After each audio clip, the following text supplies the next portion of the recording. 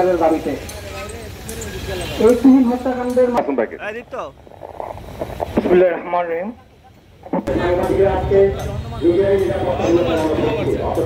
বিচার চাই এবং দৃষ্টান্তমূলক বিচার চাই, যেন অত্যাচারী দাবি জানিয়ে সকলকে আরেকবার শুভেচ্ছা জানিয়ে গতকাল যেরকম নারায়ণগঞ্জ সাংবাদিক ইউনিয়নের সভাপতি, বিশেষ করে সিনিয়র সাংবাদিক গাজীপুরের ঘটনা তথা বিগত বহু সন্ত্রাসীদের সমস্ত আঘাতে নিহত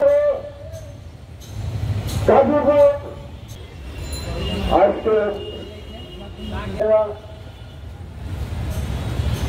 আর পত্রিকা বিরুদ্ধে বিজয়ের মাধ্যমে তুলে ধরতে সন্ত্রাসীদের কাছে ছুটে আসছে, কিন্তু তার মানে দিতে আমরা পাই না।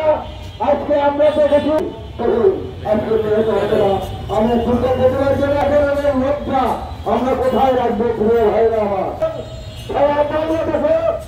সাংবাদিকরা ভয়ঙ্কর ভাবে একটা সাংবাদিকের দায়িত্ব হয়েছে। এলো তাদের কপালে হলো আত্মহত্যা শেষে একটি দোকানে আমরা আশান্বিত হয়েছিলাম সাংবাদিক সমাজ। আমরা এই পরিবেশে একটা রিজিম চেঞ্জের পর হত্যার বিচার হয় না।